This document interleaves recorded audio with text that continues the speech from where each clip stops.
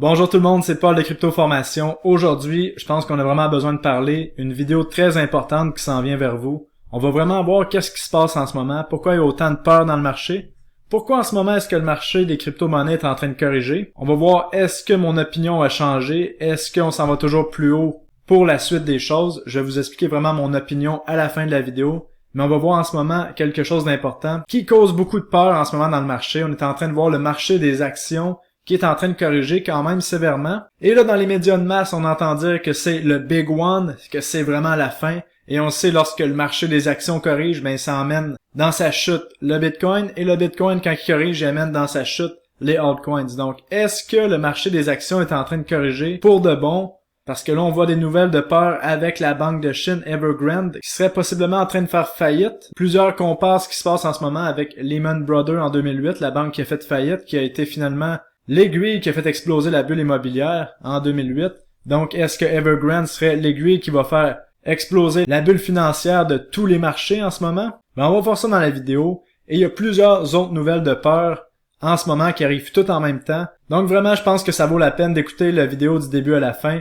Oubliez pas, s'il vous plaît, d'encourager mon travail en mettant un like, mettez un commentaire, ça encourage juste mon travail à être vu par plus de gens possible. Et cette vidéo, je pense qu'elle mérite d'être vue par beaucoup de personnes. Et avant de commencer la vidéo, j'aimerais juste féliciter tous les guerriers qui ont pris action et qui se sont procurés la formation Maîtriser la finance décentralisée pour générer des revenus passifs avec les stablecoins. Et vous m'avez rendu vraiment heureux par vos commentaires positifs parce que cette formation-là, comme je vous expliquais, j'ai travaillé pendant des mois dessus. Et là, de voir tous les commentaires positifs qui en ressortent, ben vraiment, ça me fait chaud au cœur. Donc, vraiment, merci beaucoup. Et en passant, si vous n'avez pas reçu vos informations de connexion pour les vidéos des formations, regardez dans vos courriels indésirables. Si c'est pas là, ben contactez-moi sur mon site web, ici dans la section Contact. Il y a juste un site web pour me contacter, c'est cryptoformation.ca. Il n'y en a pas d'autres. Faites attention aux scammers, autant dans le Telegram que dans le YouTube, que dans les courriels. Vraiment, faites attention. Ils sont partout. Ils essaient de se faire passer pour moi. Donc, rappelez-vous que je ne suis pas conseiller financier, je ne suis qu'un gars dans son bureau qui aime parler du marché, autant des crypto-monnaies que le marché des actions, que qu'est-ce qui se passe dans le monde. Donc, avant de prendre une décision financière, assurez-vous que vous êtes à l'aise avec tout ça et assurez-vous de prendre responsabilité de vos actes et de toujours, bien sûr, prendre un hedge lorsque vous prenez une position. Donc, s'assurer que si vous prenez une décision et que ça va pas du sens que vous pensez, ben que au moins vous êtes protégé. Donc, ceci étant dit, commençons la vidéo. Donc, je pense que premièrement, on doit parler du marché traditionnel. Qu'est-ce qui se passe en ce moment? Ensuite, on va revenir sur le Bitcoin. On va revenir sur quelques enseignements sur les perceptions du marché. Et on va terminer par parler de mon opinion du marché des crypto-monnaies. Donc, première chose, on est en train de voir le S&P 500 qui représente les 500 plus grosses entreprises américaines qui est en train de corriger. Est-ce qu'on parle d'une grosse correction? On parle d'à peine 4% en ce moment. Donc, dans les médias de masse, on entend que c'est le big one qui s'en vient, le gros crash majeur qui va faire que vraiment on a un marché baissier qui commence pour le marché des actions. On nous fait des menaces que la Fed va arrêter d'imprimer de l'argent. On nous parle de la banque Evergrande de Chine qui est en train de faire faillite. Donc, si on regarde ça, là, je viens de reculer le marché des actions. Vous voyez le marché le moins naturel que j'ai jamais vu de ma vie, le marché du S&P 500, qui est en fait contrôlé à 100% par la Fed qui rachète des actions via ses tentacules comme BlackRock et Vanguard.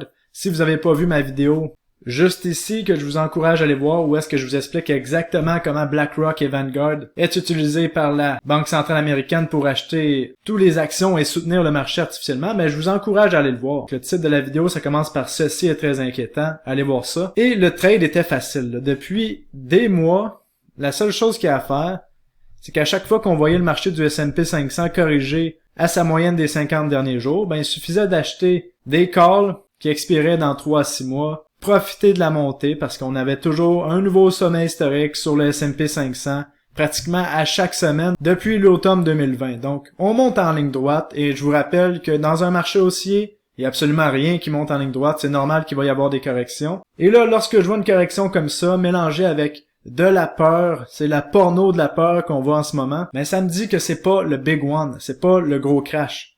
C'est sûr qu'il y a des choses quand même au niveau fondamental qu'on va voir dans les prochaines minutes qui me font dire que on arrive sur la fin de ce marché haussier-là. Il nous reste peut-être quelques mois, mais encore là, on sait jamais, avec la Fed, il y a toujours des miracles qui peuvent se produire lorsqu'on peut imprimer de l'argent à volonté à partir du vide. Mais c'est sûr qu'à un moment donné, la parade doit arrêter. Il faut finir par payer la facture à la fin de la journée. Donc là, est-ce qu'il y a un changement dans ma stratégie? Ben là, je vais attendre un petit peu avant de prendre des positions longues sur le marché traditionnel parce que possiblement que cette correction-là peut aller un petit peu plus profondément.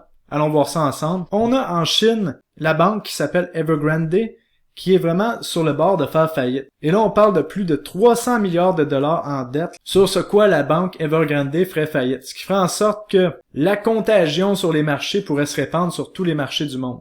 C'est ça qu'on avait vu en 2008, lors de la correction juste ici, où est-ce que c'était la banque américaine Lehman Brothers qui avait fait faillite, qui a été l'aiguille qui a fait exploser la bulle immobilière.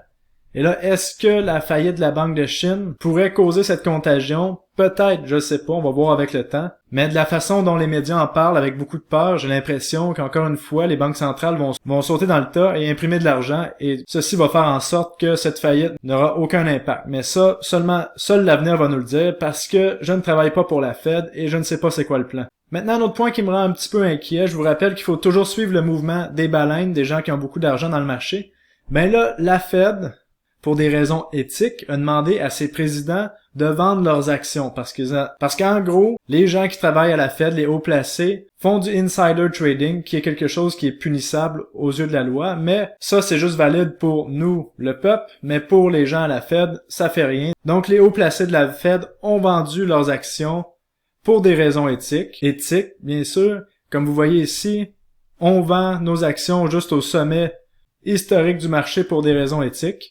Donc, vous comprenez que ça peut être un petit peu inquiétant de ce côté-là. Par contre, allons voir qu'est-ce qui me fait dire que ce serait pas le sommet du marché.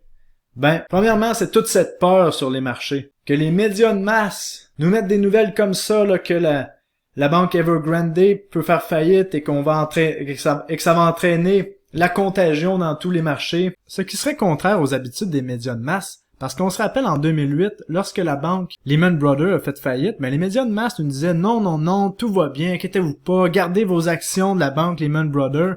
Et puis après, tout s'est effondré. Donc lorsqu'on voit ce genre de nouvelles-là passer dans les médias de masse, comme si les médias de masse voulaient vraiment vous aider, ben je pense que c'est vraiment juste de la peur. En plus de ça, je vous rappelle, comme je l'avais expliqué dans la vidéo précédente que je vous ai parlé au début de la vidéo, en ce moment, on a le trade de la peur. Si on suit les travaux de Grégory Mannarino, le trade de la peur, qu'est-ce que c'est? C'est qu'on voit le marché des actions corriger, on voit le dollar américain monter, et on voit les taux d'intérêt 10 ans américains descendre, et c'est ça qu'on voit en ce moment. Donc ça, qu'est-ce que ça veut dire? Ça veut dire que l'argent passe du marché des actions vers le marché de la dette. Donc qu'est-ce que ça veut dire? C'est que les investisseurs ont encore confiance au système et au marché de la dette. Je vous rappelle que lorsque ça va être le big one, le vrai crash de l'économie, qu'est-ce qui va arriver? Ça va être une explosion à la hausse complètement démentiel des taux d'intérêt 10 ans. Et là, qu'est-ce qu'on est en train de voir? C'est le trade de la peur. Tout corrige en même temps sur le marché. Donc, si on se fie à l'histoire, à chaque fois qu'on a eu ce trade de la peur, qu'on a vu le taux d'intérêt 10 ans descendre, en même temps que le dollar US prendre la force, et qu'on voyait en même temps le S&P 500 corriger, ben, jusqu'à maintenant, l'histoire nous a montré que c'était dans les meilleures opportunités d'achat. Là, est-ce qu'on va avoir une correction un petit peu plus profonde? Possiblement. Qu'on risque de voir le marché corriger ou se trader de côté pendant au moins 1 à 2 semaines selon ce qu'on voit là. En plus de ça, pour ajouter à la peur, la Fed est en train de dire qu'ils vont arrêter l'impression monétaire. Là. La question à se poser est pourquoi est-ce que la Fed arrêterait l'impression monétaire? Pourquoi est-ce que les banques centrales arrêteraient d'imprimer de l'argent tout à coup juste comme ça? Ben, il n'y en a aucune. Selon moi, ce n'est que de la peur. Parce que rappelez-vous que la Fed est l'organisation la plus puissante au monde et plus qu'elle imprime de l'argent pour acheter des vrais actifs, ben plus qu'elle devient puissante. Donc pourquoi est-ce que la Fed arrêterait d'imprimer de l'argent tout à coup? Pourquoi est-ce que la Fed voudrait arrêter de devenir de plus en plus puissante? Ben en fait, il n'y a aucune raison. Donc qu'est-ce qui va arriver? C'est que la Fed, les banques centrales vont possiblement attendre que le marché corrige un peu, et là ils vont nous dire, ben là, à cause de la vague 4 de la pandémie, et à cause que la banque Evergrande va faire faillite, ben nous, faut qu'on imprime encore plus. Et là, qu'est-ce que ça va faire? Le marché va monter beaucoup plus haut. On va atteindre des nouveaux sommets historiques en octobre, en novembre. Donc, ce qu'il faut comprendre, c'est que dans un marché, il n'y a rien qui monte en ligne droite. Le marché va monter, le marché va descendre. Si c'est pas fait pour vous, ben, n'entrez pas dans le marché. Et encore moins dans le marché des crypto-monnaies parce que c'est beaucoup plus brutal. À chaque fois que vous pensez que ça va bien dans le marché des crypto-monnaies, il va arriver quelque chose pour casser votre morale. Et ça, il faut en être conscient. Et je pense que les vétérans des crypto-monnaies ont compris la partie. Et les vétérans des crypto-monnaies sont assis sur des gains assez incroyables en ayant compris cette stratégie. Donc pour ma part, jusqu'à preuve du contraire, la suite des choses est claire. La Fed devrait embarquer dans les prochains jours pour supporter le marché. Aussi, et là avant d'aller voir les crypto-monnaies, une autre blague pour vous faire rire. Ben là, dans les chaînes financières, on est en train de vous dire que les États-Unis vont atteindre le plafond de leur dette, parce que si vous le saviez pas, un autre spectacle qu'on vous met en tête en ce moment, c'est que les États-Unis vont faire faillite sur leur dette. Ben oui, bravo le cave. Dans le fond, qu'est-ce qui va arriver? C'est qu'on va essayer de vous faire peur en vous disant que les États-Unis vont atteindre le plafond de la dette et faire faillite. Comme depuis les 20 dernières années, qu'est-ce qui va arriver? Ben, on va monter le plafond de la dette. Donc, tout est réglé. Comme que vous pouvez voir juste ici dans le merveilleux vidéo de Mike Maloney, dans sa série de vidéos qui s'appelle Hidden Secret of Money. Comme vous voyez, le plafond de la dette, ça s'appelle Debt Ceiling. Et là, ben là, on a atteint le plafond de la dette. Ben, qu'est-ce qu'on fait? On monte le plafond de la dette, on imprime plus de devises. On monte le plafond de la dette, on imprime plus de devises. Et on rachète tout. Ben, c'est toujours ça qui se passe. Jusqu'à un certain moment où peut-être tout ça va finir par s'effondrer. Mais pour l'instant, j'ai pas trop d'inquiétude. Donc encore une fois, ce truc de plafond de la dette, c'est là pour vous faire peur. Et c'est la même chose qu'on voit à chaque année depuis les 20 dernières années. Au début, quand j'ai commencé mon éducation financière, ça me faisait peur, mais à un moment donné, après 10 ans, j'ai compris que c'est toujours le même cirque et que finalement, le Congrès va finir par augmenter le plafond de la dette. Et là, qu'est-ce que ça veut dire pour notre Bitcoin et le marché des crypto-monnaies? Je pense que c'est la partie qui vous intéresse le plus. Mais qu'est-ce que ça veut dire? C'est que si le marché des actions continue de descendre, on risque de voir le marché des crypto-monnaies continuer de descendre pendant un certain moment. Donc, si on suit les Elliott Wave, ben, on aurait finalement peut-être pas terminé la vague 2 de la vague 5. Encore une fois, qu'est-ce qu'il faut comprendre? Personnellement, une de mes erreurs de trading que je fais le plus régulièrement, c'est d'être trop rapide sur certaines choses. Donc, même dans mes vidéos, vous le voyez, parfois je suis un petit peu trop rapide sur certaines choses que je vous dis, et ça fait en sorte qu'il faut tester notre patience. Donc, et aussi rappelez-vous que j'ai pas toujours raison dans qu'est-ce que je dis, mais pour ma part, on risque de compléter la vague 2 et d'aller vers la vague 3, et je vous explique mon opinion vraiment à la fin de la vidéo. Donc en ce moment, si on regarde ça, on avait vu une mini accumulation de Wyckoff ici, on avait monté plus haut et finalement on a été rejeté. Donc ça invalide le pattern malheureusement. Et avec une correction comme on a vu aujourd'hui, c'est sûr qu'on va avoir possiblement de la consolidation pour 1 à 2 semaines parce que c'est très rare qu'on a un V-bottom avec ce qu'on est en train de voir là. Et si on regarde ça, je sais pas si vous voyez, j'ai mis exactement les mêmes couleurs au même endroit. On est en train de voir exactement le même pattern qu'on avait vu au printemps dernier, là, la distribution de Wyckoff. Donc on avait eu un faux breakout, une correction importante. On avait remonté, on avait consolidé en faisant un flag neutre, comme on a vu juste ici. La même chose, vous voyez, un faux breakout, on corrige, on a un flag neutre, on corrige dans la boîte bleue, qui était le bas qu'on avait vu dans la montée ici, le bas qu'on a vu dans la montée ici. Et là, la question c'est, est-ce qu'on va avoir la deuxième partie de cette correction-là? Est-ce qu'on va aller chercher la boîte verte? La boîte verte qui nous avait mené au bas qu'on avait vu juste ici, qui est exactement le même bas qu'on voit juste ici. Donc, si on arrive à la deuxième partie de la correction, on pourrait avoir un Bitcoin qui va possiblement dans les 38 à 40 000 $ avant de trouver du support. Est-ce que je pense qu'on va y arriver? Ben, je pense que ça va vraiment dépendre du marché des actions de ce côté-là. Est-ce que je pense que ça va être une opportunité d'achat? Mais possiblement, est-ce que ça risque d'être le dernier shake-out avant la montée incroyable qui s'en vient pour la fin du bull run, selon moi? Mais encore là, on est à la croisée des chemins, parce que peut-être que c'est la meilleure opportunité avant la fin du bull run, ou peut-être que c'est le début d'un marché baissier. Je vous explique mon opinion à la fin de la vidéo, je vous rappelle. Maintenant, l'autre question que vous vous posez, est-ce que les baleines ont commencé à vendre des bitcoins et les crypto-monnaies? Eh ben, je vous donne la réponse, les baleines ne vendent pas cette correction-ci. Donc, on verra encore une correction en lien avec les spéculateurs. Et là, un autre problème qu'on peut voir, là, c'est que, étant donné que les bitcoins sortent des exchanges, comme on peut voir juste ici avec la ligne bleue, mais ça fait en sorte que les carnets d'ordre sur les exchanges sont beaucoup plus minces, donc ça prend beaucoup moins de volume pour faire bouger le prix d'un bitcoin ou d'une crypto-monnaie. Donc c'est pour ça qu'on peut voir ce genre de mouvement brutal-là avec les cascades de liquidation, mais ça peut aussi arriver à l'inverse. Donc d'après moi, lorsque on va recommencer à monter avec un carnet d'ordre plus mince, ça se peut qu'on atteigne des chiffres qu'on n'aurait pas pensé sur les crypto-monnaies.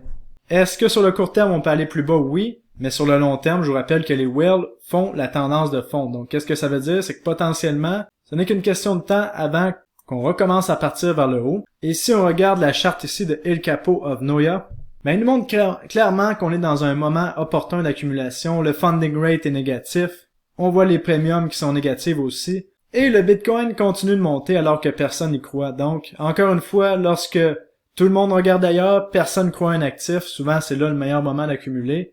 Donc de mon côté, je reste très haussier, et je vous dis mon opinion à l'instant. Qu'est-ce que je pense qui va arriver? C'est qu'on va avoir une consolidation encore peut-être 2 semaines, et ensuite on repart vers le haut. Je vous rappelle que l'expiration des options, en plus, c'est le 24 septembre. En plus, on voit tous les nouvelles de peur là, qui essaient de nous faire peur. Donc je pense vraiment qu'on a le dernier shake-out avant la montée incroyable. Et je vous rappelle que le marché des crypto-monnaies, c'est vraiment brutal, autant dans la tête que qu'est-ce qu'on voit dans notre portefeuille. Donc pour ma part, je n'ai vendu absolument aucune position. Je n'ai fait que rajouter à mes crypto-monnaies sur cette correction parce que je pense vraiment qu'on va plus haut. Mais il faut l'avouer, on est quand même arrivé à la croisée des chemins. Si vous pensez que le marché des crypto-monnaies s'en va dans un bear market, ben il n'y a aucune raison de rester dans ce marché-là. Parce que ceci serait le dead cat bounce, donc ce serait probablement le meilleur moment pour sortir du marché des cryptos. Et rendu là, vous êtes responsable de vos propres décisions. Moi, j'ai pris mes décisions, je reste dans ce marché-là, j'ajoute sur les corrections parce que je pense vraiment qu'on s'en va plus haut. Donc, libre à vous de faire ce que vous voulez et prenez vos responsabilités. Si ça s'en va plus bas, ben c'est pas de ma faute. Il y a personne qui vous a mis un fusil sur la tempe et vous a dit vous êtes obligé d'acheter plus de crypto-monnaies. Mais non, pas du tout. Là. Faites qu'est-ce que vous voulez, faites qu'est-ce qui vous rend à l'aise. Mais moi, ma décision est prise. Je continue dans ce marché-là et je pense vraiment qu'on s'en va plus haut vers notre vague 3 de 5 de nos vagues d'Elliott.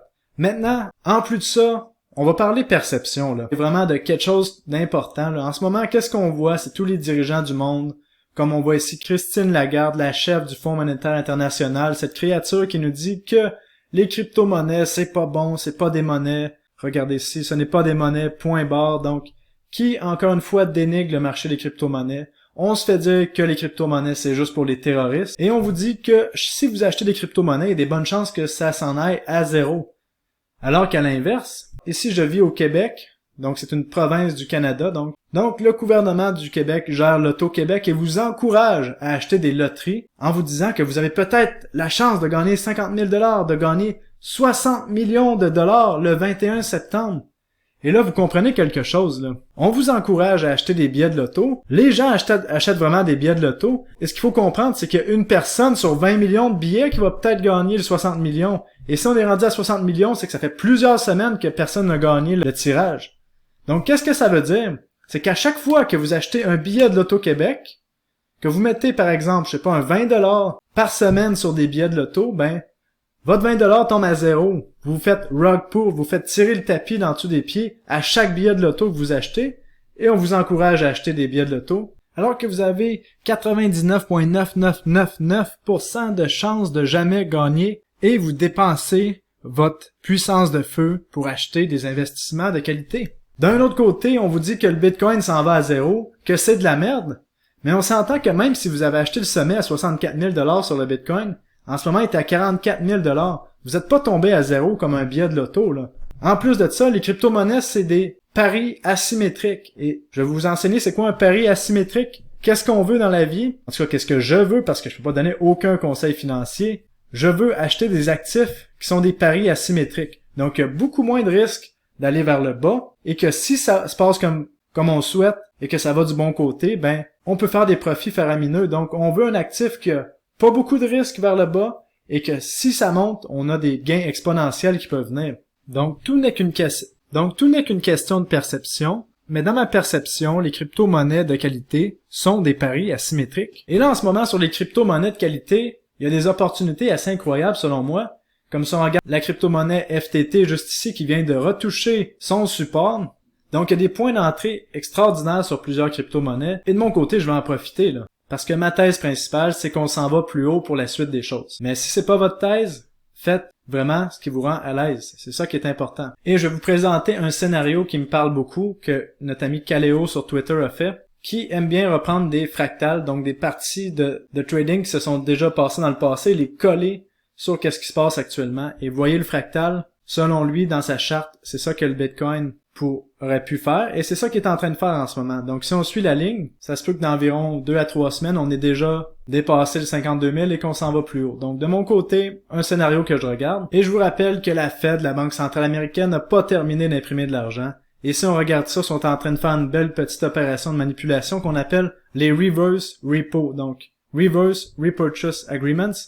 Qu'est-ce que c'est ça? Vous vous souvenez, au début de la crise du COVID, on avait vu les repos. Donc, qu'est-ce qui se passait? C'est qu'on était sur le bord d'un credit freeze. Ça veut dire que les banques n'avaient plus du tout de liquidité. Tout le système monétaire allait arrêter. Donc, qu'est-ce que la Fed faisait? C'est qu'elle permettait aux banques d'emprunter pendant la nuit. Comme vous voyez ici au sommet, plus de 100 milliards de dollars en 24 heures, prêtaient ça aux banques pour donner l'illusion de liquidité, puis après 24 heures, le prêt était remboursé. Ensuite de ça, la Fed a tellement imprimé d'argent qu'on doit faire l'inverse. Il y a tellement de liquidités, il y a tellement d'argent qu'ils ont imprimé sur le marché qu'ils doivent faire des reverse repurchase agreements. Donc, qu'est-ce qu'ils font? C'est que la Fed accepte de prendre l'argent qui est en trop dans le système pendant 24 heures pour éviter que les effets d'inflation se fassent ressentir sur nous, la population. Et là, on est rendu qu'à chaque 24 heures, la Fed est en train de prendre plus de 1218 milliards de dollars en reverse repo. Et ça, c'est pas terminé. Ça va juste grossir. Et en plus, on ressent quand même les effets de l'inflation parce que là, le prix de la nourriture d'année à année pour les 12 derniers mois a augmenté de 50% et c'est pas terminé. Donc, pourquoi est-ce que la Fed arrêterait de faire ça quand tout le monde s'en fout et tout le monde regarde ailleurs? Ben, y a pas vraiment de raison. Donc, je pense que je vous ai couvert dans tous les angles avec cette vidéo-là. Si vous avez aimé la vidéo, n'oubliez pas de mettre un like, abonnez-vous à ma chaîne, et je vous lâche pas tout le monde, donc on se revoit dans une prochaine vidéo. Salut, bye bye.